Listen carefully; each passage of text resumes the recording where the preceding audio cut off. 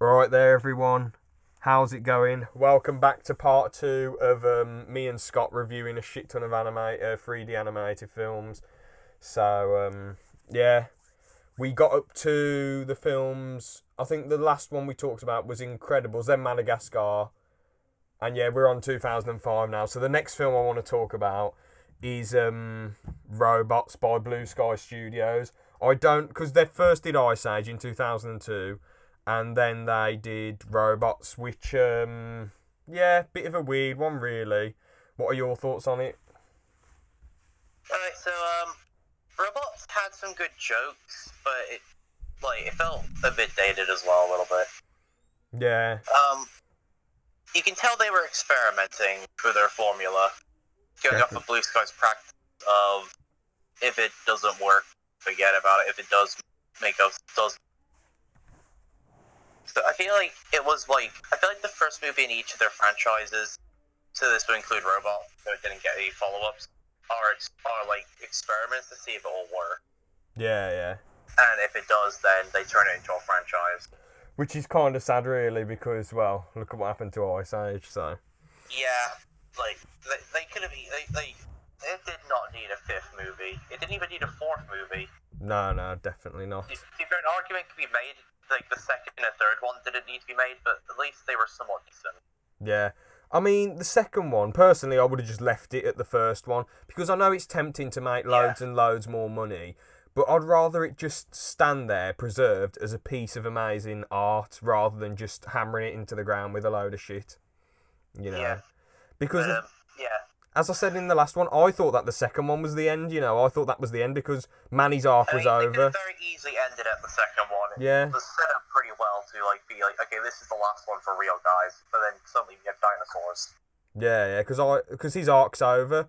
Because the only thing that was Yeah. left of the first, like Sid, he found a new family. Diego, yeah, he found a new family because his pack was a bunch of dickheads. And Manny, he was the only one who hadn't found what he was looking for yet, you know. And Yeah. then he did. So they should have just ended it. I know most film franchises personally prefer like trilogies, but I think it's fine to end on a second sequel if you want, you know.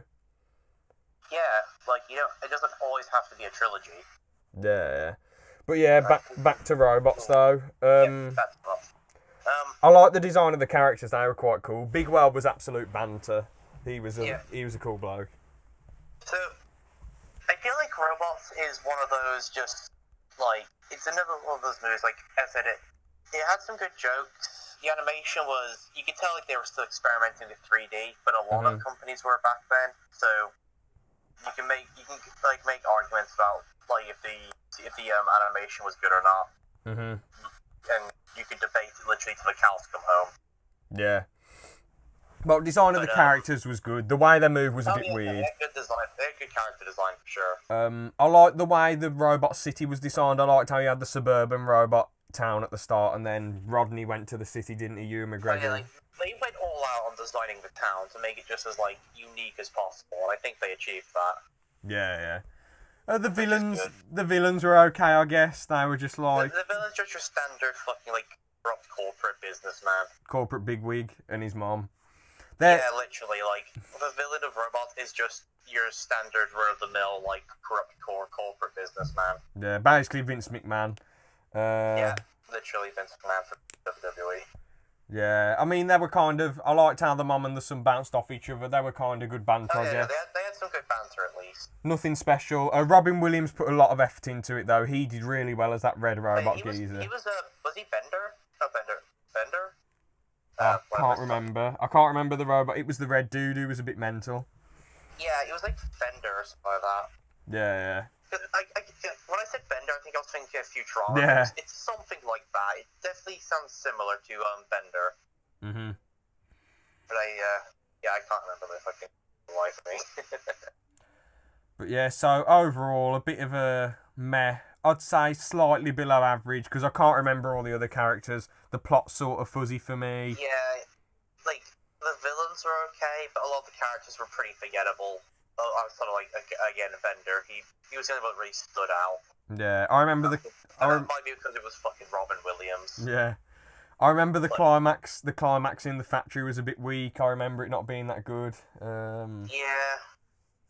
Because again, it was just really forgettable for me. Like, most of these animated films I can remember that we've talked about, I can remember a lot from, apart from the ones I haven't watched. I can remember a shit ton from them. But this, Also, it very had fuzzy. a problem a lot of modern day movies run into of it's trying to use jokes that are dated for that time period and thus won't stand out in future. Yeah, like pop There's a lot culture of jokes reference. that probably hit around the time because of like what was going on at the time or who was a big star at the time and who was a big magician. Like they played fucking Hit Me Baby in there as a joke, and that probably like that joke probably wouldn't hold up as much because that song's not really relevant anymore. And it was probably relevant then, so you know.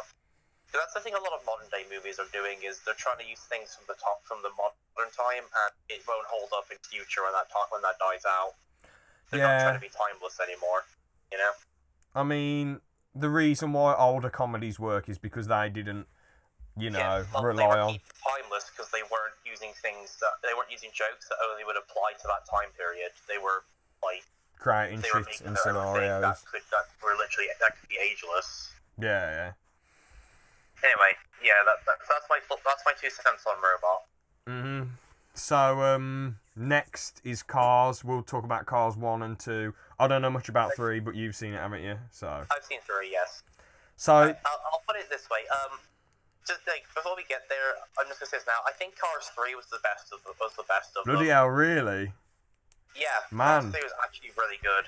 Fair Cars play. 2, I think it's the worst. Yeah. Fair play to him for pumping it up by 3, then fair play, man. That's quite good. Yeah, like 3 actually has a really good story, and Yeah. like you can tell like they actually went in on a movie about fucking cars. So anyway, the first Cars then, it's about this geezer, basically. Cars, it's like, I don't know, man, it's just a bit annoying now. It's a world where they're all just cars. It just doesn't, there isn't really much you can do with that. I mean, you can, but like, it isn't really that creative, so from the get-go, I was sort of... Everybody's a vehicle of some kind, because there are a few planes and other vehicles, they're not all just cars, but it mainly focuses around the cars. Yeah, but as I say, Planes apparently takes place in the same universe. Also, I've not seen Planes. Me neither. I didn't want to, but I've not heard it was good. Yeah, I heard Val Kilmer was in it, but yeah. So overall, Cars follows a racing car, Lightning Queen, who is self-centered, stuck up, incredibly cocky, and all around just a douchebag. Yeah, I mean the only person he's respectful to is the king.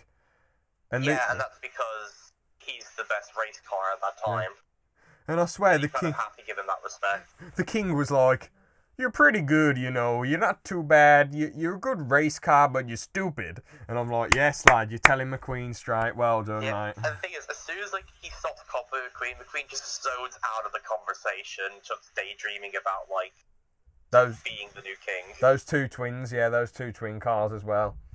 Oh yeah, the fucking twin cars. So the thing is, the joke there is there's actually a joke. There's an adult joke there of the twins. Yeah, they flash their lights at him. Yeah, they flash McQueen. I mean, that's a clever way to do it. I'll give them props on that. That's a clever way to do that. Yeah. While getting past the censors. Yeah. Fair play to Pixar there, but Yeah. So there was another bit when he was going rusty. He's something about a rusty bumper. Oh yeah, the company that sponsors him to get him into the racing scene were Rusty's. Yeah. Which is a company that make him rusty bumper oil or something like that for to help with rusty cars. Yeah, and then he hates the brand, but he's only there because it's the one that signed him, and as they're paying for him to be there as their sponsor. And then he's just a prick.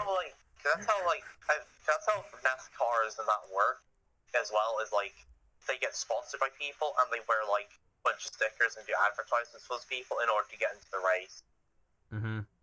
So I'm pretty sure Cars takes place around NASCAR in terms of racing, because a lot of their tracks are just you make a left turn, and then a left turn, and then a left turn, Yeah, it ain't like a Formula 1 in England where the tracks are quite diverse. The roads, the track is very linear. It's you make one turn the entire race. So, anyway. Yeah, but anyway, he's a total dickhead to those rusty geezers who are like, they're trying to be so nice to him. One of them, their jaw drops off, and he doesn't even give a shit. Well, the car. Yeah, the rusty cars, yeah. Yeah. And he's just a total prick to him. And he's like, well, we don't have lights because the track is always lit. And then he just drives off. I find it funny, like, that's the excuse why he doesn't have, lights. The track is always lit. It's like, there's going to be times you're driving where you're not on a fucking track, you know? Well, that happens. Also, his fucking pit crew, like, the ones who are, like, are supposed to give him tires and gas, so he can race. He's dick to them, too. Yeah, they were giving him genuine advice, like, bro, you need to come in and get your tires. And he's like, no. Yeah, like, no tires, just gas! Then he just drives off. Here's the thing, if McQueen in that movie had actually, like, took the tires as well, he would have won the race easily. Yeah. The reason they caught up to it is because he blew his tires on the last lap, because he was a lap ahead. He had the time. Yeah. Like, he had the time to win. And, Totally. like, even if he had his tires changed out, because, again, like, he was a lap ahead. I think he was just such a big head that he wanted to win by a landslide. He did, and then he blew his tires, and they played it off as him doing it to give the crowd entertainment. Yeah. And, Chick Hicksy was kind of decent banter, to be fair. Oh, yeah, Chick. He was quite funny. Good Jigga. Yeah. Good Jigga. He was kind of Just funny. some catchphrase. I can't believe he gets away with assault on the track, though. He keeps crashing into the other cars. Yeah, he keeps, like, I mean, at least he kind of gets to come up and stare at the end with that. But yeah, he keeps just assaulting the other cars. Like, he would, like, bump them off the road, make them crash. Like, I think the big one that got him caught was in the last race when he caused that giant crash on the King that mimicked the Hudson Hornet. Yeah. Anyway, we should probably go into the actual story now. So yeah, he's on this truck called Mac. He goes inside Mac. Giggity. No. He goes into Mac and he's driving for ages. Then these hot shots crash into the truck. Oh yeah, by the way, Jeremy Clarkson plays his manager in the English version. That's probably the best part of the whole film, Jeremy Clarkson being Harv. I'm not even mad. He's such good banter. I mean, he's just... Because the other good thing about him being Harv is that he's an actual, like, Top Gear, The Grand Tour. He's wrote in loads of car magazines. So I like that. I really like that. And the bloke who directed Cars flew over to England to record the lines. But anyway, I digress. So what happened is McQueen is in his, like, delivery car, like, truck thing, so Mac. So he's making Mac pull all-nighters to try and get to the racetrack first, so he can talk to Dynaco and try and get them as his new sponsor after that last race. Right? Mac, and, like, being tired from pulling however many all-nighters, these 4 other cars come by and end up putting Mac to sleep by playing a song. In doing this, like, they end up actually knocking one of McQueen's, like, self-merchandise he keeps in his truck over, and it lands on a button that opens the back door, and McQueen, being asleep at this time, falls out. And not having headlights, he can't see where he's going, so he kind of just drives around trying to find where Mac is. And he gets lost and ends up at a town known as Radiator Springs, which is in the middle of the fucking desert, because the road to it got closed off. Yeah. Quite a shame. Yeah, it is. There he meets a series of, like, cars, including, of course,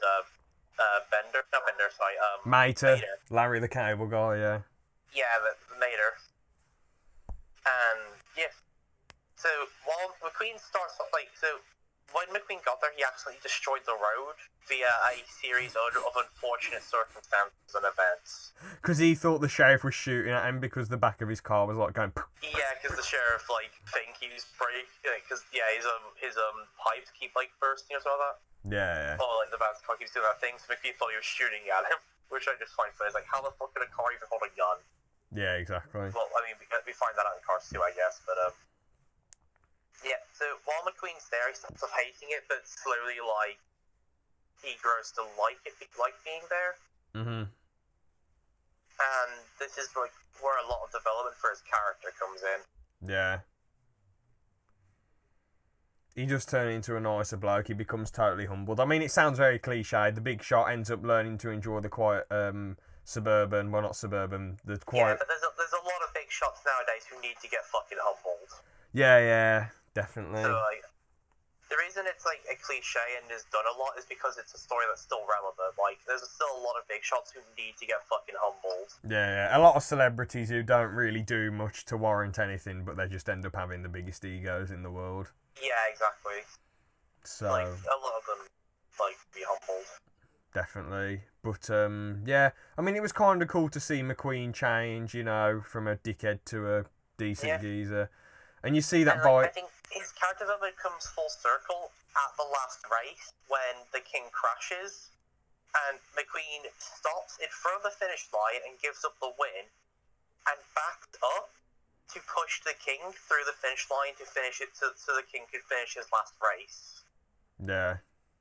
Even though that means he'll come in last. Yeah. Like that, I love that moment. It is quite good, isn't it? It shows like how far he's developed now.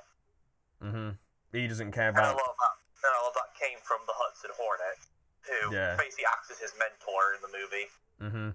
I mean, it's That's quite. another foil of hilarious.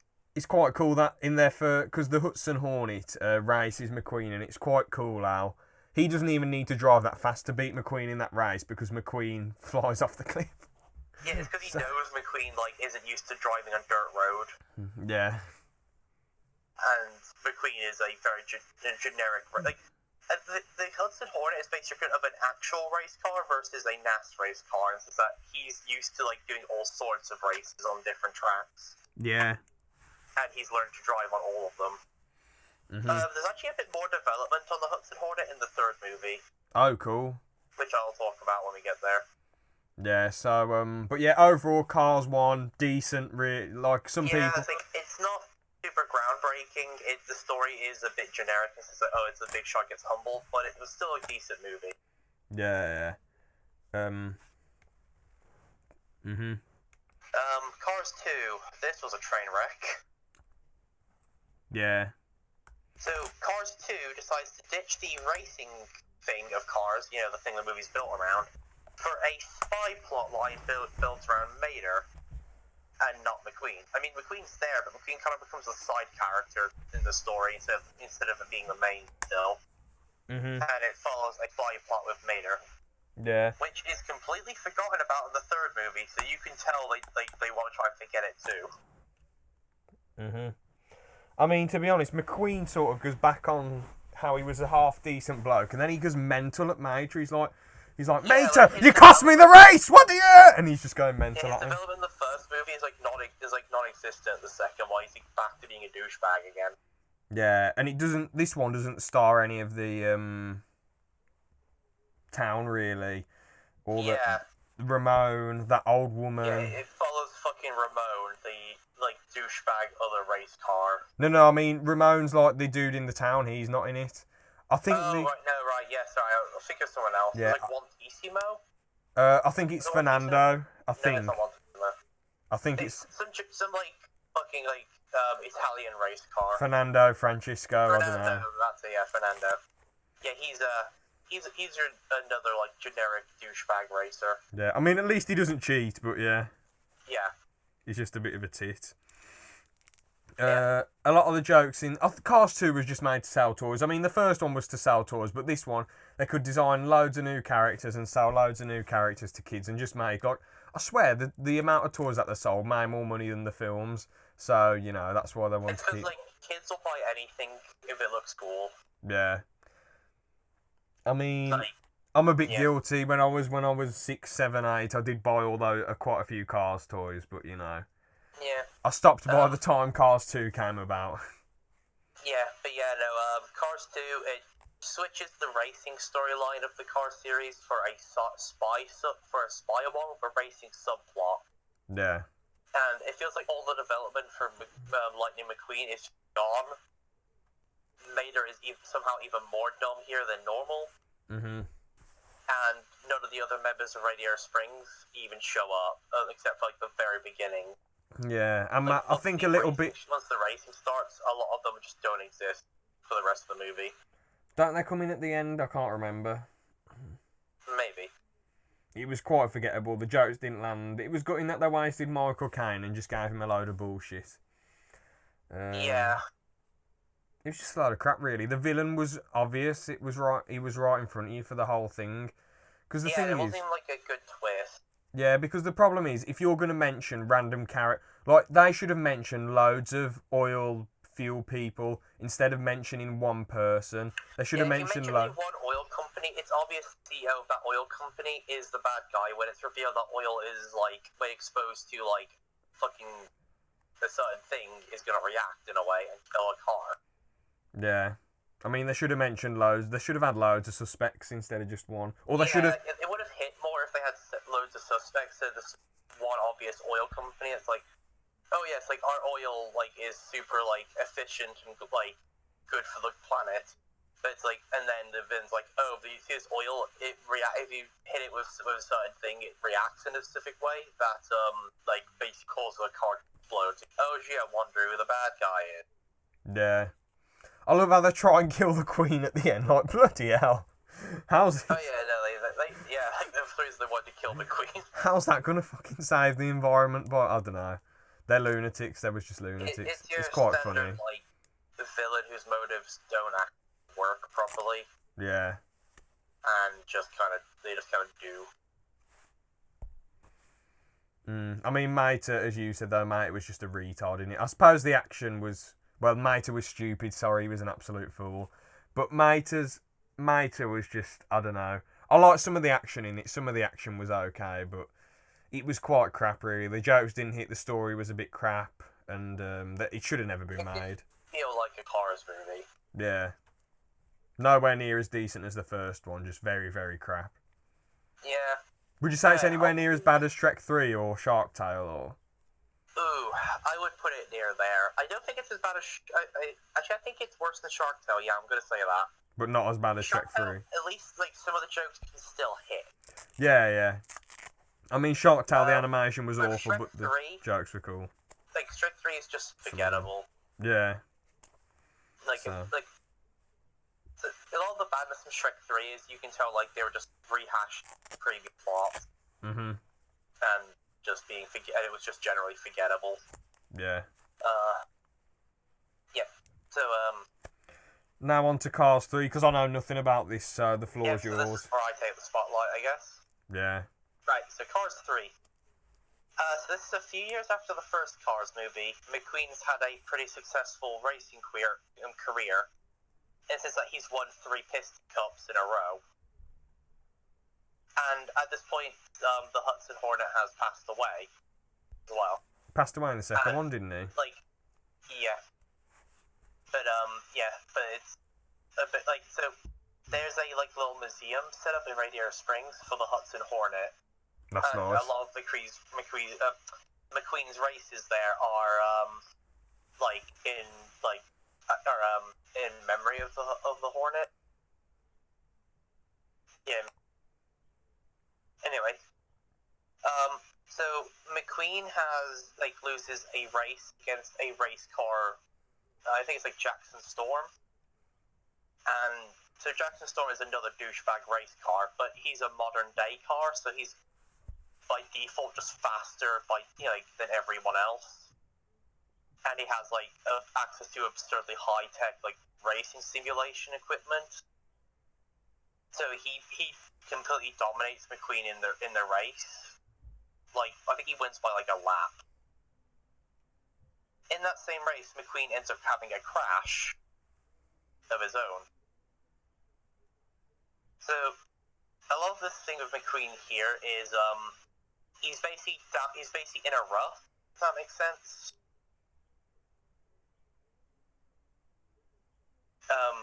Yeah. If you know what I'm... So he had a really bad crash, and this bloke just absolutely blew him out of the water, basically. Yeah, so he's in a rut. He gets a call from the Rust-eze guys asking to pop by the company. Do they kick him out, do they stop him? No, they sold the company to someone else in order to pay for McQueen to get additional help to help him, get back on his feet. Bloody hell, that is amazing. Yep, so McQueen ends up signing up with this new company, and that which has access to trainers, even more high tech simulation than what Jackson has, and generally all this other stuff. Mhm. McQueen, of course, being McQueen, doesn't really like the idea of having to train to use the simulator because you have to do specific training for it. Okay. You know what I mean? What training So things does he have to do? So you have to do it's shown in the movie there's a big section the trainer is training a bunch of cars, including McQueen, specifically so they can use the simulator. Okay. McQueen tries to skip that and just go straight to it, and he ends up crashing in the simulator multiple times. Oh shit. Because he can't control it due to not doing the training properly. Mm-hmm. Seeing this, the guy in charge of the company decides that maybe it's time to focus on McQueen's legacy more than his career. So, selling toys and other, merchandise shit. McQueen should have done the training, though. But, yeah. Yeah, yeah. But, so McQueen ends up convincing the guy to let him do one more race, and if he loses, he'll do the merchandise stuff. But if he wins, he continues racing, right? Mm-hmm. The training car, who's the one doing the training, actually goes to McQueen to help him here. Oh. And, so as they follow their journey there, McQueen finds out that this car, so they kind of have, problems with racing, if that makes sense, in terms of actually racing. Because one of the moments, McQueen asks if they can have a test race to, for practice. Because throughout the movie he goes to several racing circuits and do several training races against other race cars for this big one against Jackson. Mm-hmm. Right. And he finds out she has when he asks to race her for practice, she has a panic attack in the race. Bloody hell. So he finds out that she was actually originally supposed to be a race car as well. But on her first race, she chickened out. And she hasn't really let herself live it down either. Because that was supposed to be her big moment. Oh, the Radiator Springs, just out of interest, are the Radiator Springs people in it much, or is this just mostly about lightning? They are there throughout, but a lot of it is following McQueen and this other person, but they are there. And this time they actually feel like they're characters. They're not just there at the beginning for a joke. That's cool then. Yeah. Eventually they end up at the town where the Hudson Hornet was made, and where he started off. And they meet some of the Hudson's old racing buddies, who are obviously very old at this point. Okay. And they end up training McQueen along with this other person. And they end up teaching him various tricks the Hudson Hornet used to use in his races, as well as just general backstory on the Hudson. Yeah. Yeah. And that. So obviously, I am skipping stuff out because if I did a full-on analysis of the entire movie, we would be here the entire podcast. Yeah. So what's good about it then? I'm leaving details out. Yeah. So what's good about it then, in your opinion? I'm not doing my analysis yet. Okay. It's sort of ending, and then we'll do that. So during the last race, right? McQueen's had his training at this point. He from that. So the trainer car is there as well. McQueen does the first lap of the race, at which point he decides to stop and go back to the pits, right? And he tells her to go out there instead. What a don. She when questioned why, she said because this is your last chance to race. You know what I mean? Because as said, if he doesn't win this race, he's not allowed to race anymore. Yeah. And his response is, which means it's my last chance to give you your first chance. Oof, what a lad. So he sends her out there, and she does start to have panic attacks there, but he does the thing Hudson did in the first movie, where they're on that intercom thing talking to him. Yeah. And he manages to calm her down. That's good. And eventually, she catches up to Jackson in the race, right? And Jackson starts putting her down, because they're neck and neck at one point. He starts talking down to her to make her slow down. Mm-hmm. And McQueen points out that if he's taunting you, it means he's afraid. he's trying to get into your head. Use that. So she ends up sending it back at him, right? If that makes sense. Mm-hmm. Basically, she starts playing Jackson's own game against him and actually, like, outsmarts him here. That's good. It gets to the point where Jackson's this desperate to win, he tries to ram her into the barricade. Oh. And she ends up using a trick that McQueen learned from the Hudson and gets, like, around Jackson and causes Jackson to hit the barricade instead, which gets her to pull ahead and win the race. That's right? Good. However, the win is also... So she gets the win, but the win is also given to McQueen because he did the first lap. Therefore, he technically counted as, like, one of the... As, like... They both... Because he basically counted in their slot as well. So can McQueen continue if he wants to, then? Yes, but instead he chooses to retire still and become a trainer for this person. Mm-hmm. Like, to help them on the race career. So it's sort of a passing of the torch film. Yeah, he basically takes up Doc's slot for, like, basically... So, like how Doc became McQueen's, like, crew chief, McQueen becomes her crew chief, and, like, there's the passing of the torch there. Okay.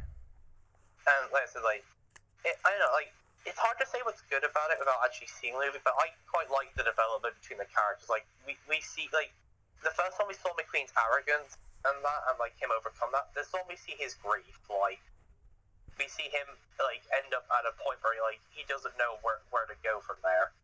Mm-hmm. And that. And, like, you can see, like, the effort everyone's putting in to try and help him, and in the end he ends up, like, helping this other person as well. And the two actually have a pretty good, like, chemistry back and forth as well. Like, they actually develop with each other across the movie. Okay. It's one of those, like, I actually do recommend seeing Cars 3. And in my personal opinion, I think it's the best of the three movies. Well, when I get the Disney Plus, once I finish The Mandalorian, I will get on to Cars 3. Yeah. So if I had to rank the Cars movies, I'd say from 3, best 1, 2. to worst, it's 3, 1, 2. Fairs. But, you know, How much better is 3 than 1? Because 1's just sort of decent, but a bit... 3, I would say 3's a decent bit better than 1, just because, like, I think... So 3 didn't do as good as 1 in terms of, like, box office, but a lot of that is because everyone's like, oh god, they made a third one. Yeah. You know? And a lot of the reviews are a bit bad, but the problem is with user ratings. Because it was just a third Cars film, they probably just didn't even watch it and just gave it a shit rating. Yeah, the thing is, like, a lot of movie critics, when it comes to, like, watching movies, like, a lot of time they end up seeing the same shit, so they often don't rate it properly compared to what viewers will like. Well, IMDb, anyone can rate it. Exactly. But Rotten Tomatoes... Viewers who are like, oh, it's the third installment of anything, bad rating. Yeah. Yeah. Without, like, even watching it. And there's also trolls who just, like, rate things low on purpose. Yeah, exactly. Or rate things high. They gave Alvin... With Cars 3, watch it yourself, get your own analysis of it, see what you think. I personally think it was the best of the three and actually a decent watch. Mm-hmm. The development of the characters feels genuine, and they said, like, McQueen has another good character arc in it. Yeah. Yep. Fair dues then. I still love like his line of that it's my last chance to give you your first. I still love that. Same philosophy in it. Pretty good. Yeah. So that's Cars 3 and the Cars series. What's next? Ant Bully. Okay. I've seen this. I don't remember seeing it. I feel like it was kind of forgettable. I mean, fair enough. There aren't many films about ants, really. The only reason I can remember it is because I saw it so many times when I was a kid. I do somewhat remember the plot, but I don't remember much else. So, the plot was kind of unique in a certain way, basically. A kid, like, someone gets bullied in real life, so he bullies ants. Yeah. Like, to try and, like, feel superior. He ends up getting shrunk to the size of an ant and gets the ability to talk with them. Yeah. And it slowly develops across the movie, like, he starts getting an understanding of the ants, and then he has to stop the exterminator. Who's being called in to deal with the ant infestation house. Mm-hmm. I mean, I do like the action at the end. That was a really good fight, I suppose. Apart from the ending where they shrunk him and then he went, "Oh no!" and had a really high voice and went, "Ah!" That was kind of stupid. Yeah, But, I agree on that. apart from that, the final sequence was good. Most of the story was just a bit boring, really. It was just the Lucas going. Also, the kid somehow gains ant level strength and being able to lift fucking 10 times his weight at the end for some reason. I don't remember that bit. Yeah, there's like, because you know, like they have those like wasps or something in that movie as well, where like act like there's an enemy to the ants. Oh, okay. There's a bit like where one of them gets like, this is after they've already like made amends and are allies now to deal the exterminator. Mhm. One of them gets like swatted down and like is in that state where like can't really move, and the kid somehow picks him up and like runs off with him to get him out of harm's way. It's like, yeah, no, that's bullshit. Yeah, totally. Just because you've hung out with ants does not mean you suddenly gain the ability to lift 10 times your fucking weight. You would be crushed under that wasp's weight. Definitely. Or he probably wouldn't even be able to pick it up in the first place. Yeah, exactly. Like, you know what's mad about that film, though? You know the kid who voices Aang in the Last Airbender? He's the voice actor in that. And I'm just thinking, man, he didn't... Like, you shouldn't... At the end of the day, he was a kid, and he did Aang amazingly. That was, like, perfection voice acting. like, he made that character. We'll get to Avatar, like, in another the cartoon video, but, like, oh man, we're going to have a lot to talk about that one. Like, Avatar legit could be its own podcast. Such a good show. Yeah. I mean... Like, if you haven't seen Avatar Last Airbender, what's wrong with you? Yeah. Like, it's literally one of the best cartoon shows ever made. Mhm. Totally. And I will hold it to that, like... I think one of the best shows, period. It's in my top 10. I think I put it at number 8. Like, it's easily in my top 10. Like, I'd put it in my top 5 possibly. Like, Wouldn't blame you. Good. Wouldn't blame you, to be fair.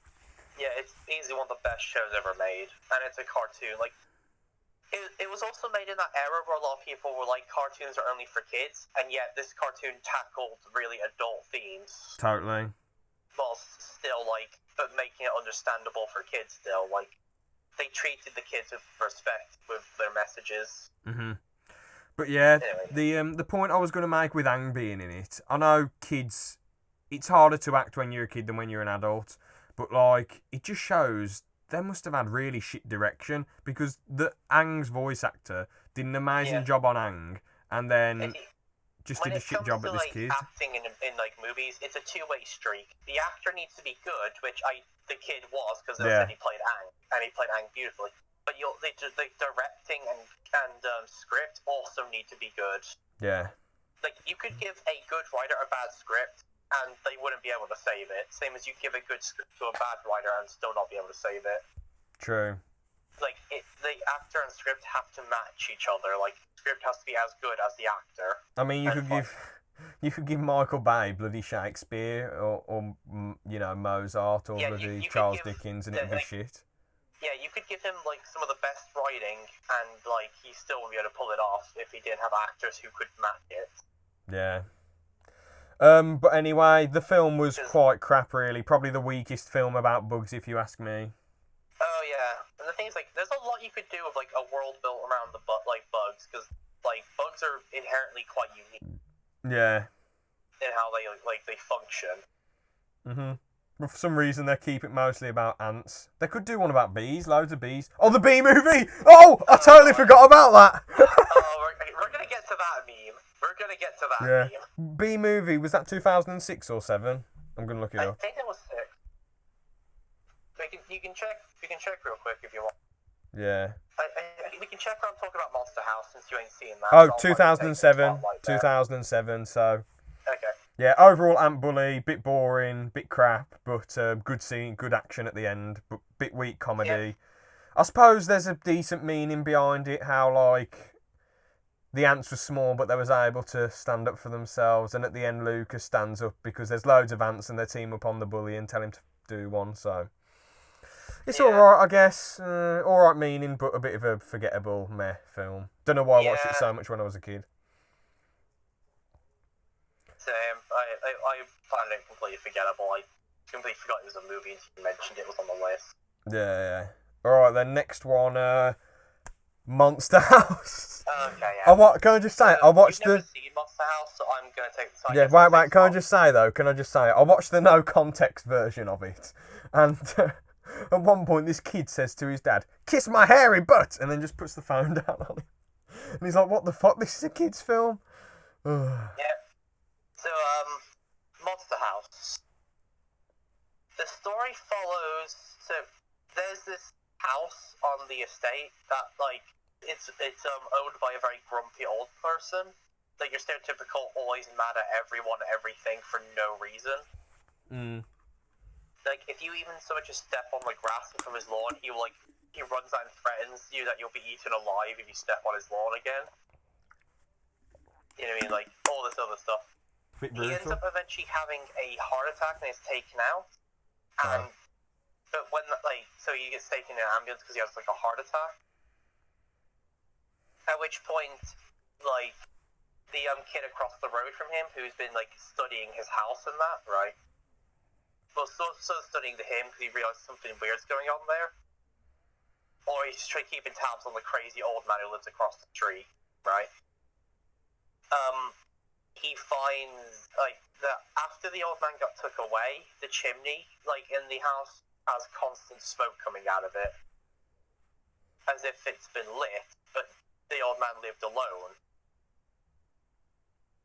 As well as, like, he gets this weird vibe coming from the house whenever he looks at it, like he's being watched, right? Eventually, people who go in on the front lawn, like, start going missing as well. Yeah. At which point, it's later revealed that the house itself is actually alive and is eating people that step on the lawn. And they piece it together, like, so at first they think it's the old man's ghost, like, they think that he passed away of the heart attack and that, like, his ghost is inhabiting the house. So they end up eventually getting inside the house without getting eaten via trick. Right? How do they trick it? And explore around. How do they trick the house? I don't fully remember, it's been a while, okay. But I remember, like, they somehow get in the house without being eaten, and they, like, look around. And they find his wife that was, like, buried beneath the house. Oh. And again, like, because the story was the old man apparently ate her or something, but they found her buried beneath the house. Yeah, so there's a lot of crazy things about this old man. He ate his wife. That's what they thought, anyway. Oh god. They find her beneath the house, and eventually, like, they get out the house. Basically, the house seems to function like a person. You know what I mean? Like, the carpet acts like a tongue, the door is the mouth, the windows act as eyes, stuff like that. Okay. So they find the uvula and use it to get the house to spit them back out. At which point, like, an ambulance stops by and the old man gets out. Right? Because it's real, like, oh, didn't die of the heart attack. At which point, he kind of reveals what's actually been happening. The reason he's been, like, keeping people off his lawn is because, his wife, whose ghost inhabits the house, attacks anyone who goes near it. Oh, that's a shame. Yeah, like, the way he puts it is, she attacks anyone who goes near. So that's why, like, he always flips out and, like, threatens people if they step on his lawn. He's been trying to keep them away so they're safe. That's a decent twist. Inhabits the house. That's a decent twist, though, how he was actually just trying to keep people safe. Yeah. So, he actually reveals why she inhabits the house and what happened as well. Okay, go on then. So, his wife, who was named Constance, like, was a circus woman, in the sense that, like, she was, like, one of those, like, circus acts, in the sense that, like, she's one of those things that people, like, laugh at in cages, stuff like that. He broke her out, and the two fell in love, right?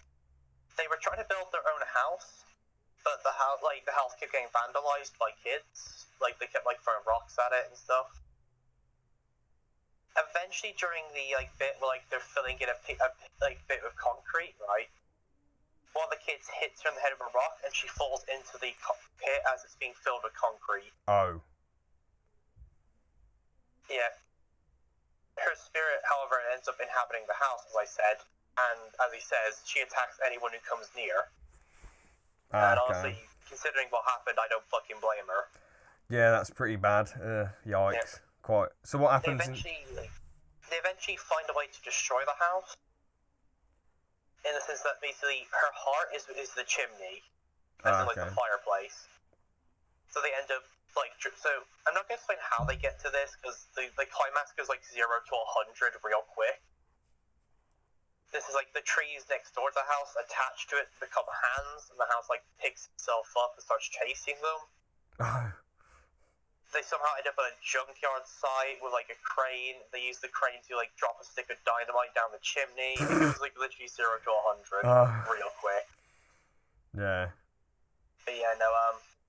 However, after the house gets destroyed, out of the pit where the house was, all the that people in Eton just crawl out, like, Weird. perfectly fine, but Very not weird. even knowing what happened. Very weird. So, literally, like, anyone who got into the house and think is gone just gets up at the end, like, that was weird. Was it any good or was it crap? The animation was a bit blah. It did not have good animation. I'm gonna be blunt. I mean, did you think the story and all that was good or? I like the twist, the house, and like it's one of those when you know like the backstory behind it, it's like, yeah, I can see why the house is vengeful. Mm-hmm. But overall, I would say it's meh. Like you're not missing anything from watching it. Mm. It's like if you don't watch it, you're literally missing nothing. Yeah. Here's the way I look at it. Like, Okay. it's not terrible that like I wish I hadn't seen it, but it's not like super groundbreaking. It's like you'd miss anything for not watching it. Mhm. And as I said, the animation is pretty blah. Okay. Well then, on to the next film, Happy Feet. So Alright, so I have controversial thing here. I don't remember Happy. Like, Fair I enough. remember nothing from the movie. okay, I'll just talk about it a bit then. There's not really much to say. All these penguins, they sing to each other to get each other turned on and whatever. So That's how penguins actually mate in real life. oh, fair play to them researching that then. Yeah, they actually did research there on that one. Like that's actually how penguins mate in real life. Yeah, so the penguins are singing all these romantic pop songs, and then they're all having eggs and whatever because it's established they sing and singing's an important part of their society. So I mean, it's very confusing how the voice actors are putting on all these weird voices. Like all the penguins should have the same accent, but like Hugh Jackman's American. There's this Scottish penguin. There's this American woman penguin. Well, female penguin. It's very weird, but that doesn't matter too much. And then they have this one little penguin called Mumble, and he dances. He can tap dance, but he can't sing. His singing is god awful, and they all shit on him for it. They all think, "Oh, what a tit, what a fool," and his singing's like, ah, it's like really shit. He can't. He's too flat. But yeah. To be honest, he's just a load of crap. So what happens is there's this high school graduation, and he ends up they end up like pushing him. I don't know if he gets pushed off a cliff or he slips, but they don't really care about him. So he ends up swimming somewhere else because he's so fed up, and he meets up with these small penguins. And Robin Williams is in this as well, actually. I'm pretty sure he plays the this small fat penguin who has this thing wrapped around his neck. And they have to go. I forget why they go on a journey, but they go on a journey to Mumble and Ramon and his squad go on a massive journey to. I think it's to find what happened to the fish or whatever. There's a cool action scene with a whale. Then Mumble gets caught by a net because he's trying to go after a boat. No, he washes up on Australia. That's it. So he swam all across the sea, goes to Australia, ends up in not museum, a zoo. He tap dances, so the humans realise, we need to give him fish back. Then the penguins start tap dancing to get their fish back, and then that's the end. Can't remember the second one. I think it was sort of the same thing, and then that's it really. I can't think of anything good or bad, to be honest. The jokes are okay, the characters were okay, the story was okay. Yeah. Bang on, average for me. Yeah, as I said, I don't remember much from Happy Feet, but I definitely did see it. Fair enough. Next one. Do you wanna? I was gonna talk about Ratatouille next, but do you wanna talk about the B movie? Yeah, let's meme it with the B movie. You like jazz? Oh boy. So this movie has literally become a fucking meme across the internet. Like with people posting the entire fucking script. Scary. Everywhere. Very scary, but like funny. there's fucking videos like about the entire script of the B movie, but every time they say the word B, it plays the entire script of the B movie. Yeah. It's like a fucking 100 hours long because every time the word B is said, it reads the entire script again. Crazy. I'll have to try and watch a bit of that. Yeah, the thing's been memed to death. Yeah. But so the B movie. It follows the story of Barry Benson B. Oh god, I hate that I can actually remember that. And he wants to leave the hive and explore the world as a pollen jock, so the ones who go collect the pollen. Even though apparently you have to be specifically bred for that.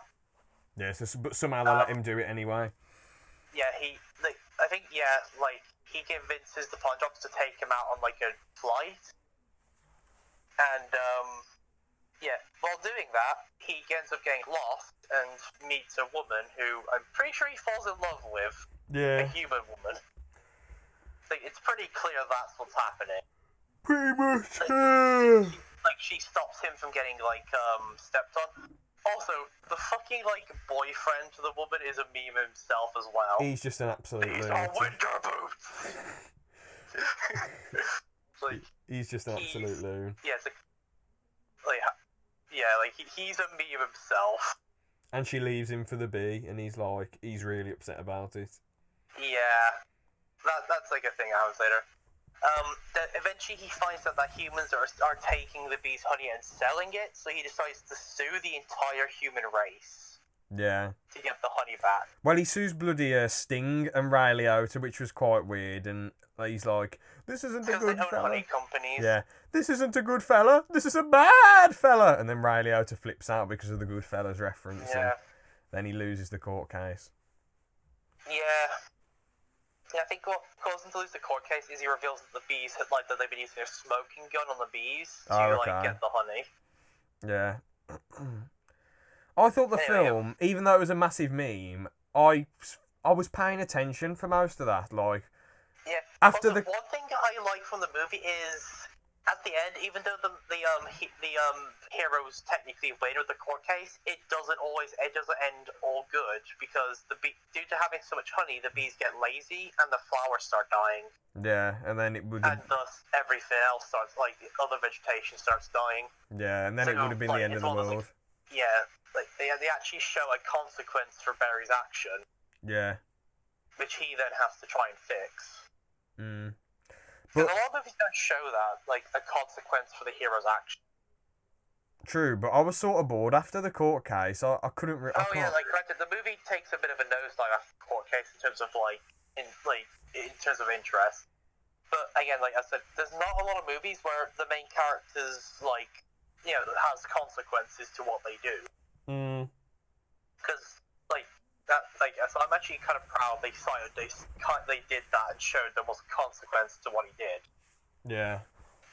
Even though he had good intentions for his kind. Definitely. Yep. Overall, I probably, even though people will probably shit on me for this, I'd say that's also average as well, to be honest. Oh yeah, it's an average movie. I wouldn't say it's shit just because they memed it to death. Meming it to death actually makes it kind of funnier, to be fair. Meming gives it a lasting power. Yeah. There's a good side and bad side to becoming a meme. That you get lasting power, which can often make you more popular in the long run, but based on how the meme works, it could also make you lose all credibility you ever had. Yeah. This is one that I think is actually proper sad one, the Harambe. People memed that event to death, and they basically killed the gorilla 3 times. This is a saying I remember hearing. You die twice, right? You die once in person, and then you die again in memory. Oh. With the gorilla, it died in person, died as a meme, and then died in memory. I mean, I feel like even when people pass away, you do still remember them, though. Remember the good times. Yeah, but here's the thing. You're only going to remember people for so long. eventually your memory fades. Oh, Like, oh. that's what it means by you die in memory. Eventually there's no one left who's gonna remember you. I mean, that does work in a way, but like Muhammad Ali, I know this is a random example. All these famous people aren't going to be forgotten about until like the universe or the world ends, or like if a load of nukes go off. But then everyone's gone and forgotten about. There's a lot of people who aren't famous who have probably been completely forgotten from history. Yeah. Like, anyway, yeah. Like, because Coco, actually, okay. At some point I want to try and cover Coco, because this actually is a good one that covers that kind of message. Yeah, I'll isn't... do that in another stream. I have never seen it. I've heard my family have told me it's quite good, but I've never seen it. Coco is amazing. I'll have to try and watch it when I get the Disney Plus. Yeah, I like... So, when you get Disney Plus, the two movies I 100% recommend that Cars you have to 3, watch Coco. are... Okay, I guess if we count Cars 3. The three movies I'm telling you to watch when you get Disney Plus is Zootopia, Coco, and Cars 3 then. Yeah, So I'd say Coco and Zootopia are better than Cars 3 by a long shot. Yeah. So... What? I just literally just had a brain fart. B movie. Yeah, average. Average overall. I think we've got enough time to quickly throw out Ratatouille. Yeah, I mean, we're only. Big analysis we got to do on this one. Yeah, I mean, I like keeping it going till like between 1 minute 25 and 1 hour 30. So we're on 56 minutes at the moment. So. Yeah, but we did start late, so. Yeah, so we can keep going. Ratatouille, a really, really amazing film. To be honest, I absolutely love it. I like its message of anyone can do. Well, the message of the movie is anyone can cook, but when you analyze it further, it's basically saying anyone can do anything. You just gotta try. You just have to put the work in, as long as you're physically healthy, you're smart enough, Well, not smart enough, but like, you can do something if you put effort into it, Yeah. I mean, if I wanted to, I could do a really in-depth speech right now about that, but I'm not going to. Yeah, I mean, you can if you want, but think. Maybe for another episode. But yeah. Maybe. I can send it to you in DMs afterwards, and you can see what you think. Yeah, man. But Ratatouille, anyone can do anything. Remy is just such a legend now. He's so obsessed with human culture, and all he's doing at the start is going in some old woman's bungalow. That's his only knowledge of humans, and he's such a big. He goes into a bungalow and watches the TV. And what I love though, there's probably a shit ton of celebrities and famous icons on the telly, but the thing that draws him into human culture is a chef who probably isn't really that well known or respected. Well, he's respected, but only in the cooking community. I think if I'm correct, he's considered the best chef in the world until a food critic gives him a terrible review on his meal. He's quite well known. Then never mind. Yeah. Gusto is apparently the best chef in the world. To be honest, fair play to him, because a lot of chefs in real life, like bloody Gordon Ramsay and bloody Jamie Oliver, are just overrated. So, fair play. Yeah.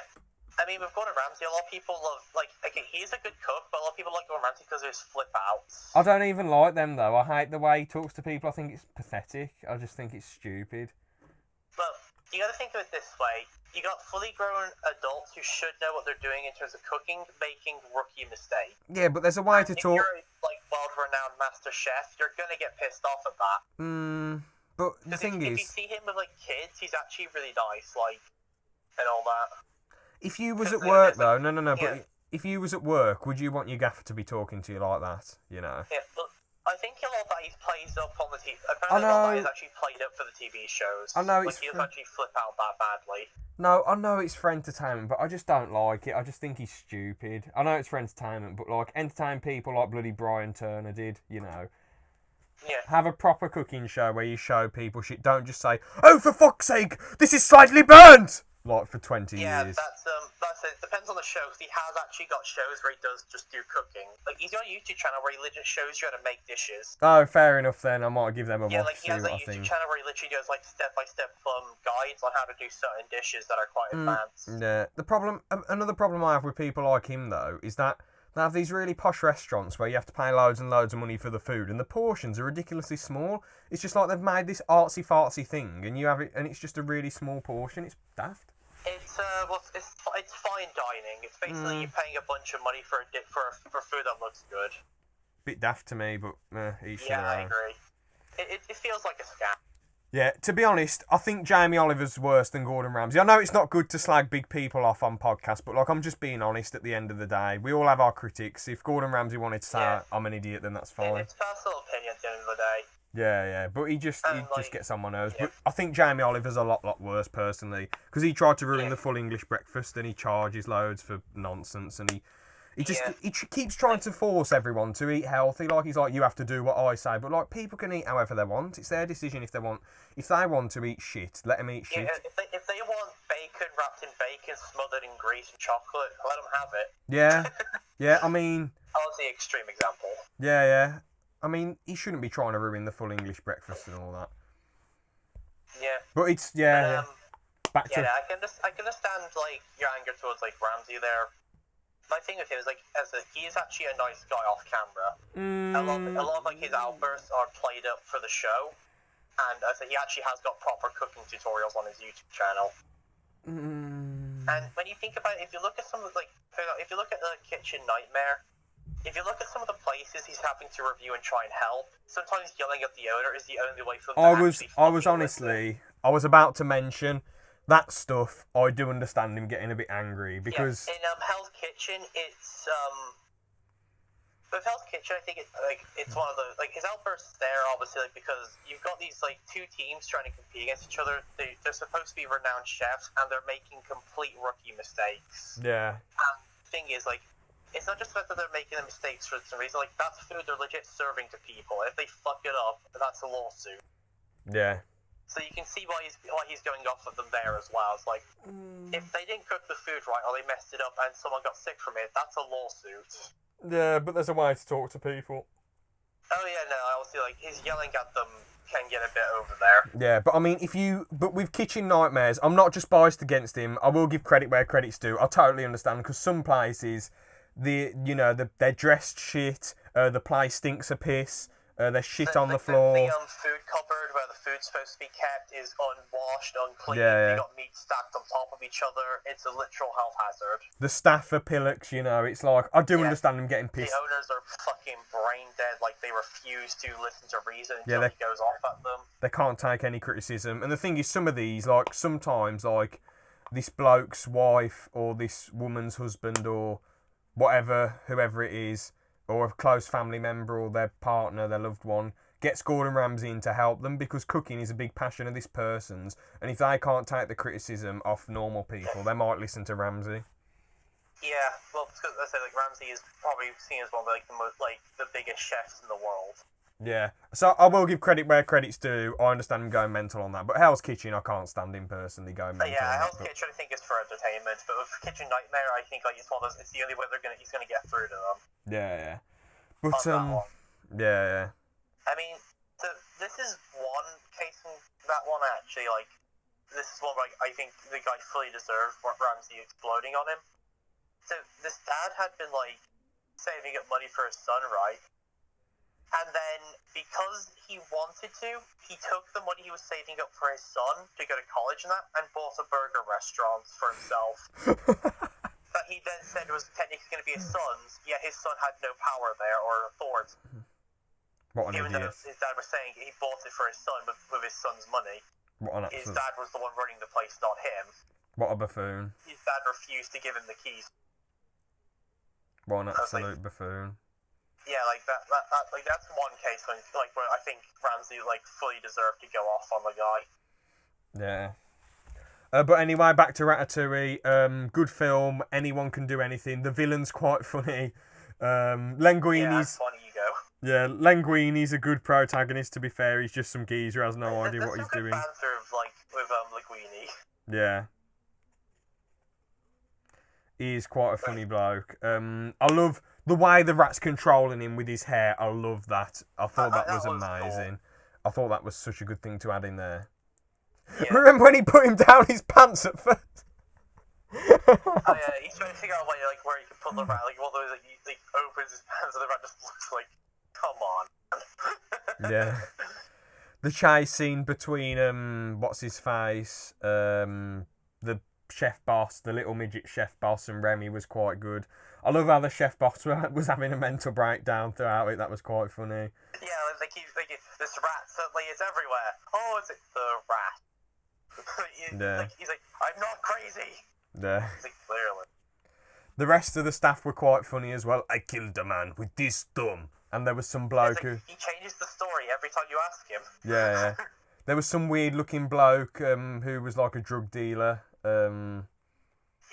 There's a guy who fought for a resistance. Yeah. Like, everyone in that kitchen had a unique story, basically. Wasn't the woman's name Colette or something? Yeah. She was quite a good character as well. She was really passionate about cooking. Well, she was like, so this is something you don't get seen done properly even nowadays, is a female character that's done properly. Yeah. Like, you get ones that are either too, like, oh, like, I don't, like, men are idiots, we don't need a man, or you get them too, like, fucking Disney princessy. Like, you don't get many done nowadays where they're a decent brand of both. Yeah, I mean, personally, I think it's, I'm not trying to, I'm sort of stemming into a bit of a, I'm not trying to offend anyone, but, like, I feel like they make certain characters look like they're the best. They don't want to make them flawed to make certain people happy. I'm not going to mention anything, but yeah, to make certain people happy, they make certain characters look like they're the best. But the best characters are always flawed in one way or another. You can relate to them with their flaws. Yeah. A character who's literally perfect, you can't relate to. And they're just a person you watch do things for the sake of, like, well, they can do them, and you know they're going to do them. Yeah, so... Like, that's something like, I find the best characters are ones you can kind of relate to their struggle. Yeah, definitely. Like they're not completely perfect. And to be honest, Colette isn't perfect at first. She was like, oh, Remy's an idiot, why help him? But then she saw that he had some talent and she wanted to help him. And then she was like, oh, you've got too successful and you're an idiot now. So she had quite good... And you can tell by the way she's talking that, like, other people in that kitchen have used her to get ahead as well. Yeah. Like, you can tell like that. Even though she, like, you can tell like that she's nice, even though she gives off that impression of being, like, not so at the beginning. Yeah. She clearly helps people and gets taken advantage of in doing so. Mm-hmm. So you can tell why she's a bit, like, defensive. Yeah. Because it makes you wonder, like, how many people who are currently in that kitchen or have, come in and gone that have, like, used her to get ahead by, like, having her teach them a few tricks to get to know. Yeah. And then, like, just, like, you pull ahead. Mm-hmm. And, like, when, like, Remy reveals the whole thing with the rat, she doesn't just immediately stay, she goes, because, like, you know what I mean? Yeah. But then she still comes back. Which is quite good, really, because you think, oh, shit, she's gone, then she's back, and it's, yeah. Yeah, because a lot of, like, characters in these movies, like, if the main character reveals something like that, would still stick by them or leave and not come back. Yeah, which is a bit of a generic, I don't know. Yeah. I prefer it when the cliches are not, like, when people do something different. As that Ego, what's his name? Can't remember the tall bloke, says, surprise me, you know. Yeah. He was quite a decent character as well. He was. I can't remember why he was... Like, it's one of those, like, he's a food critic, but he's known as the most harsh food critic. And as he puts it, if he doesn't like the food, he won't swallow it. Yeah. I don't swallow. Yeah, it's like, I don't like food, I love it. What a loon. If I don't love it, I don't swallow. Imagine that line's been taken way out of context. Yeah, class. Because people are mature. Yeah. But it's quite, to be fair, when I was a kid I didn't laugh at it, but looking at it now it's quite funny. Yeah, it's one of those lines. It's because the character's so serious. If Remy said, not Remy, if any of the main characters said it, you wouldn't laugh, but like because he's so serious. Yeah, he says it with such a straight face, and the way he says it. Yeah. Like it turns it into a joke. Like it's like this quote, like this line. I'm guessing was supposed to be intimidating. just comes off of like a little kid snickering. Yeah, basically, yes. But yeah, overall, just oh yeah, I like the bittersweet ending as well. Gusto's does get shut down, but they end up making their own place. They make a new restaurant. Yeah, so shut down because it was revealed about the whole rat in the kitchen. There's a rat in the kitchen. What am I gonna do? Yeah, I mean, amazing film. Just probably the best film on the list so far that we talked about. So far. Not on a personal level. Personally, I like Shrek too. I love that. But if you're looking at quality, this is just the best. Character, story, jokes, animation, outcomes. It's just amazing. It's just best film so far that we talked about. Movie, yeah. But I'd say even better than. Is that on the list? Oh no. But we might as well talk about it in a sec. But I will say, I'd say Ratatouille is even better than Toy Story 1 and 2, personally. I just love it, I think. Well, as a term of quality, I just like all the twists and the characters and all that, personally. Yeah. It was a pretty good movie. I fully agree. Yeah. As to where I would rank it, not sure. I understand if you like Toy Story better, to be fair, but that's just my... Yeah, honestly, I like the original Toy Story, but I don't really go back and watch it very often. I watched the second one way more than the first one. Yeah, fair enough. Is what I've noticed with Toy Story. Is the first one's good, but I like the second one better for some reason. Yeah. Anyway, Flushed Away then. Because it is computer animated, it isn't like Wallace and Gromit and Chicken Run. We could have talked about them, but they're more claymation films. They're stop motion. Yeah, so there's no point in including them in the 3D animated ones, even though they're decent laughs. Like, there's no point. Maybe one day on a different title review. Yeah. Though I guess there is like the Were-Rabbit, but again, that'll be for a different topic. Was that 3D animated? I thought that was stop motion. No, it was stop motion. Yeah. Yeah. I was saying like Wallace and Gromit, that's their only real movie. It isn't just a series of episodes put together in one bundle. Yeah. But yeah, Flushed Away, quite decent, I suppose. It's quite funny, some of it. It's a decent joke. The main character has the main character standard he's a rich pet who can basically do anything. You can tell his owners aren't in very often, so he literally can get away with doing whatever in the house. When the cat's away, the mice will play. Yeah. Yep. However, he has got more problems. His life is kind of empty.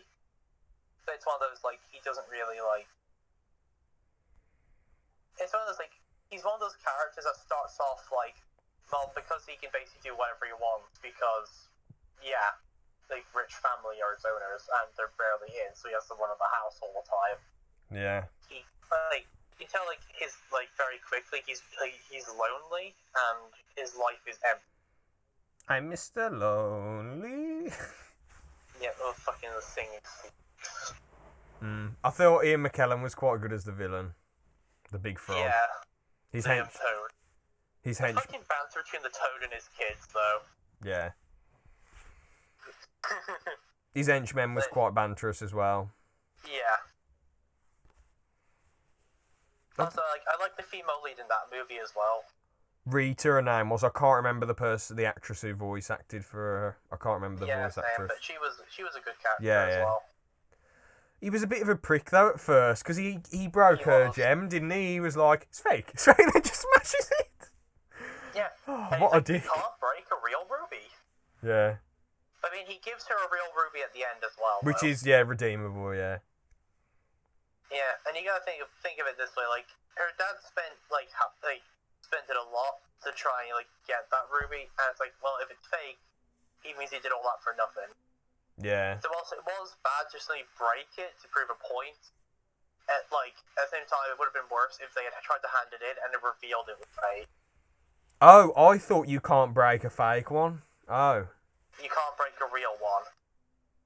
Oh, okay. Yeah, that's what he broke. Is it was to prove it was fake. Oh, then that's not too bad then. Sorry, I got it mixed up. I thought it was, he said, it can be broken if it's fake. Oh, no, wait. I thought it was the other way around. I didn't realise. Oh, never mind. Yeah, that's why he broke it. Yeah. Because, like, as like, her, like, even though it was a crushing blow for her at the time, I feel like it would have been worse if they had tried to hand it in for money and then revealed it was fake. Yeah. Like, so, I feel like as bad as an option as it was, as bad as a blow as it was to do it then, it had a good intention. Yeah, and like I said, he gives her a real ruby at the end anyway. Which is quite good of him.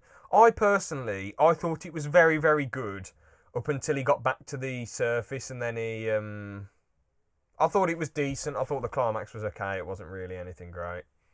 Yeah. Personally, I wasn't really invested. I can't really remember what happened, to be honest, after that. Music choices were okay. Yeah, the movie's pretty decent until you get to the, yeah, basically, once you get to the, surface again, it becomes a bit less interesting, yeah. Yeah, that small fat mouse was quite funny. He was just a bit of a dickhead, wasn't he? So...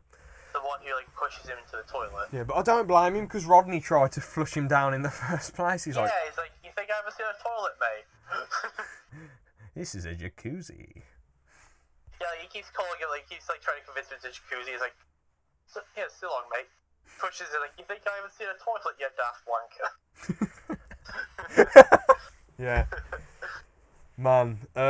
So, yeah, decent film. Now, I think we can wrap up with the Kung Fu Panda trilogy. Okay, this is going to be a fun one. Yes. So you've not seen the third one, I don't think. No, but I love 1. 2 was pretty good. Haven't seen 3, though. Yeah, I've seen all 3, and I think Kung Fu Panda is one of those few trilogies where all 3 parts are good. There are very few trilogies out there where all 3 parts are good. Very true. There's a lot of them where, like, one part will, like, take a nosedive, or... I mean, in Kung Fu Panda, they're not exceptionally good, but 1 and 2 are quite... Like, they're not Godfather or Dark Knight. I know, they're not, like, the best thing... Like, they're not some of the best, like, movies ever made. Like, they're good. Yeah. Like, but they're not the absolute, like, key. Yeah. Very few movies ever reach that, though, to be honest.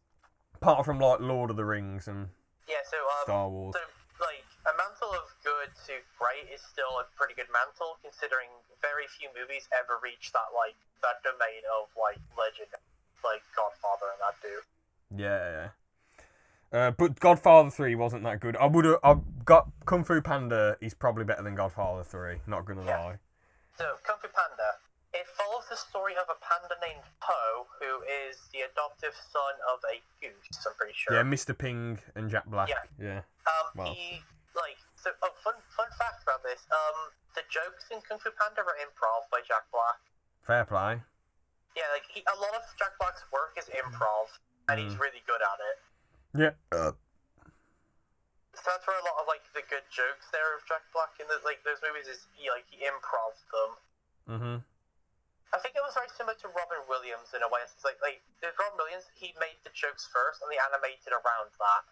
Yeah. So I think a similar thing happened with Kung Fu Panda with Po. Mm-hmm. Well, Jack Black's just a really lively person, isn't he? Just a lively, Jack funny Black's person. a really good actor. Like, he's lively, he's charismatic, he's pretty quick thinking, because like I said, he improvs a lot of his jokes, which means he makes them up on the spot.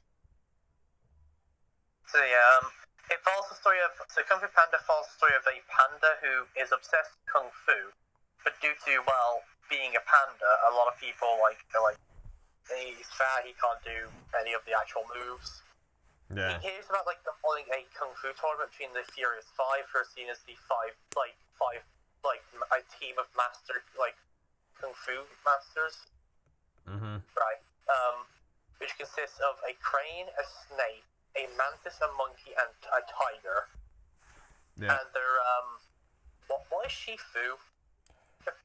He's not a ferret. Is he like a possum or something?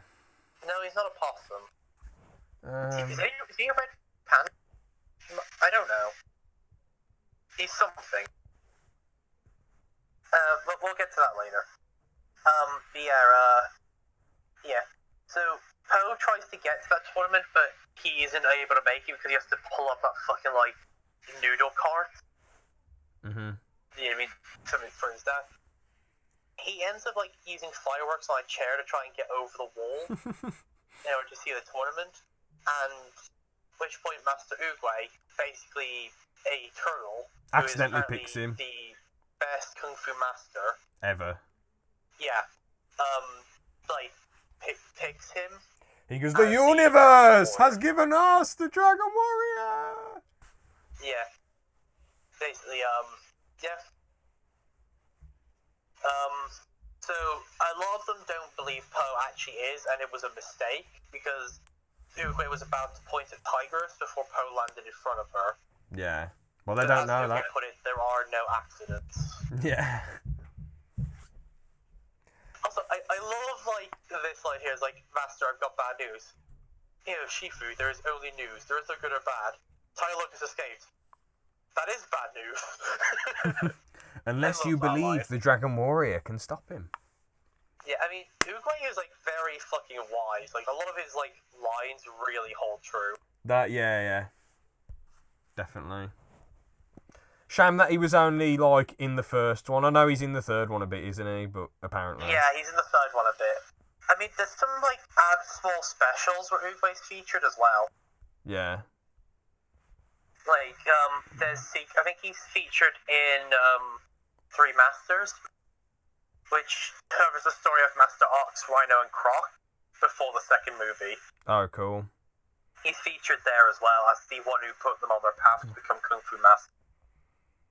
Nice. Yeah.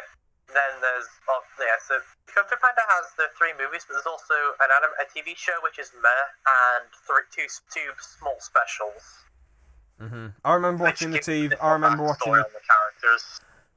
watching the TV show when I was a kid, and it was watchable, but it was kind of boring. It was watchable, but wasn't quite. It was passable, you know, like as a movie.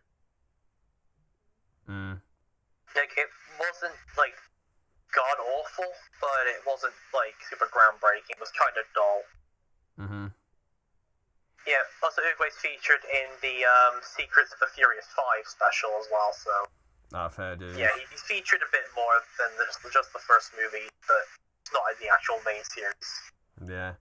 But so Poe eventually like starts putting the work in, and Shifu finds out that if they use food, they can like he can use that to motivate Poe into actually like learning kung fu.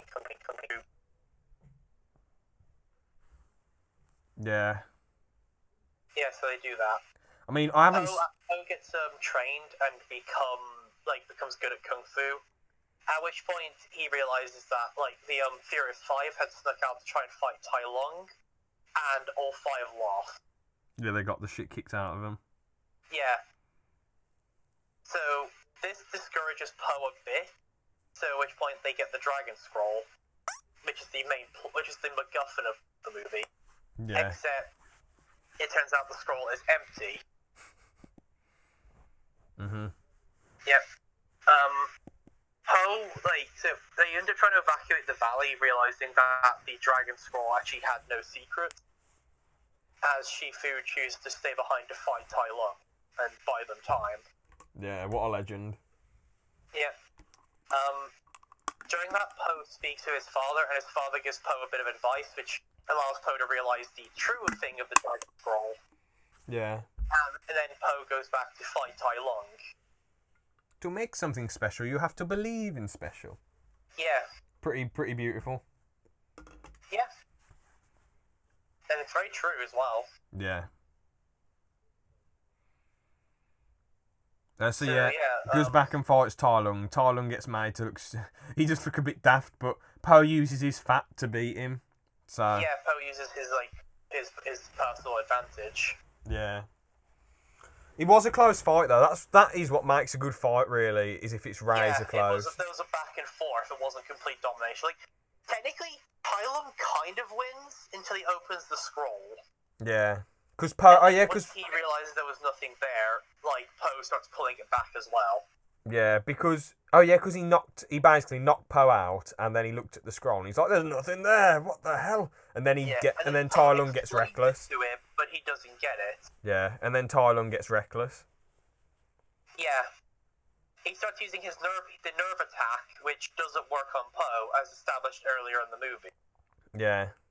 Because you remember, like, when Mantis is doing the, like, needle injection thing, he says he's struggling to find the nerves to do the acupuncture. Yeah. So they actually hint it pretty early, considering Tai Lung's most dangerous attack is his ability to strike a person's nerve and paralyze them.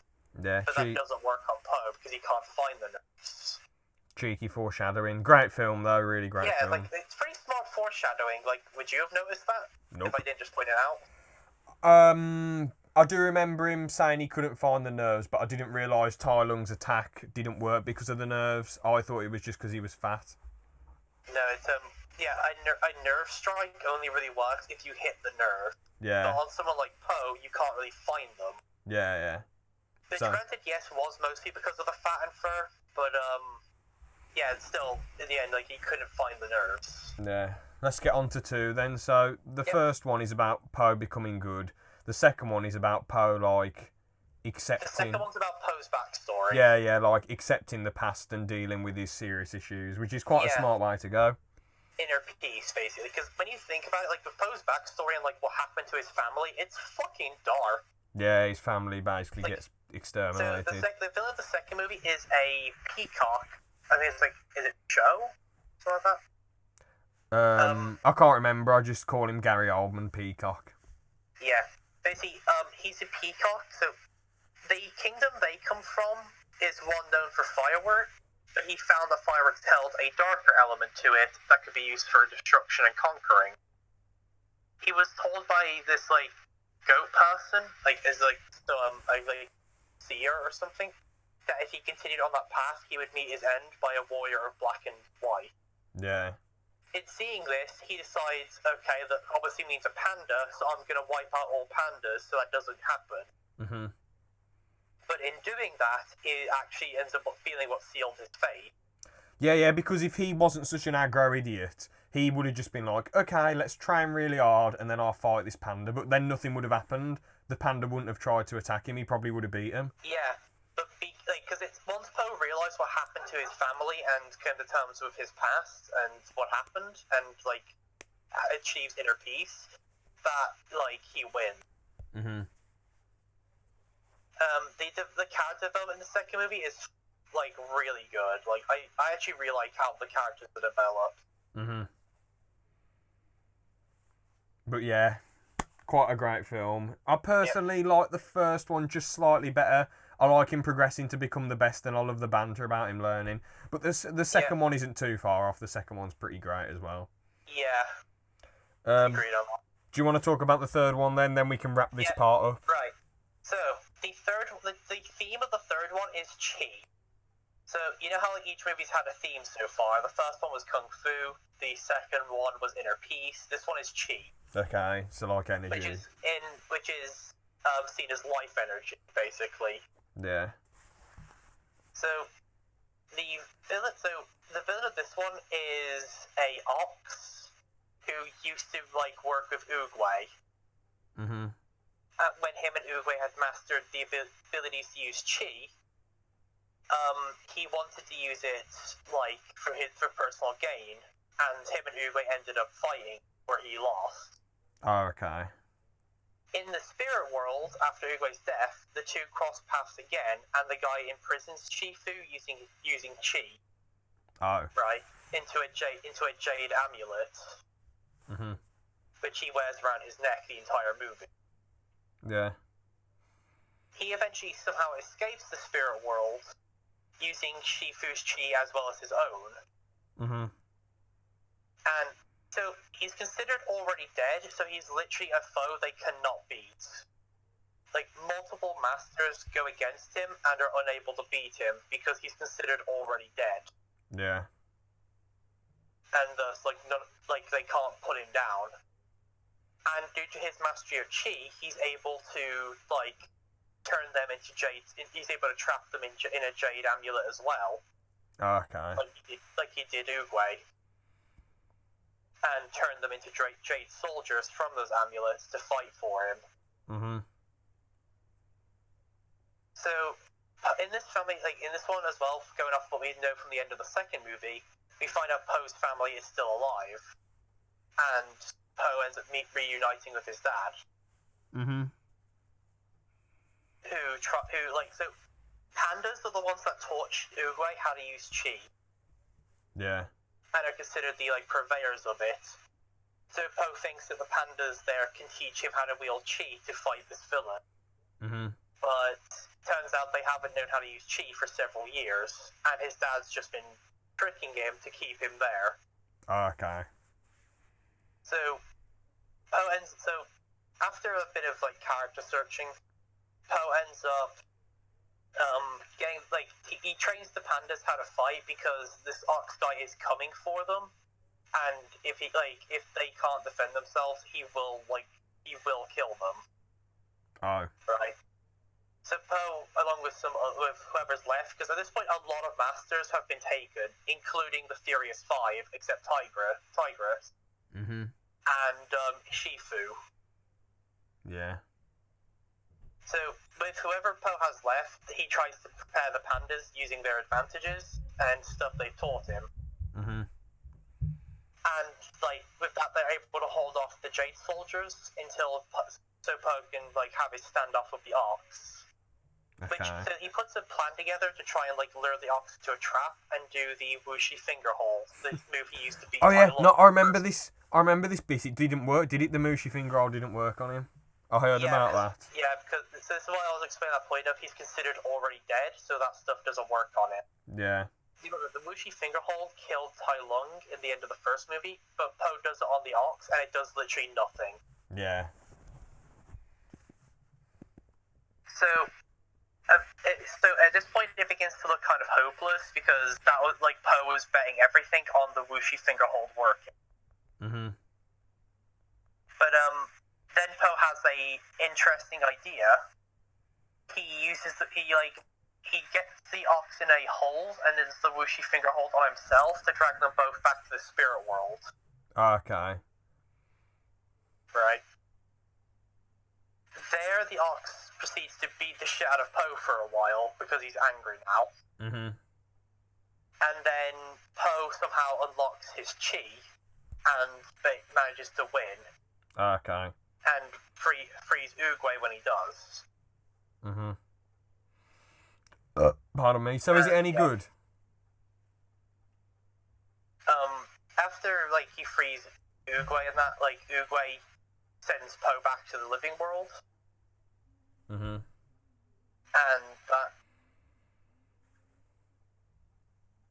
yeah. So that's the end. Did they wrap it up nicely? Did they wrap the trilogy Kind up of. nicely? So Poe ends the movie teaching the others how to wield chi, because the idea is chi is supposed to be used as a healing tool, but can be used as an offensive one. Mhm. But it's mainly used as a healing tool stuff. Yeah. I guess you could argue it was wrapped up nicely, but yeah, no, the third one it was still good, but I think story element story was alright, but it I don't know if it wrapped up everything nicely or not.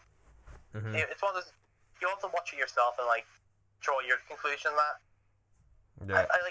they left it in a way where they couldn't make another one, I guess, if that's what you mean. Okay, so they've ended it basically.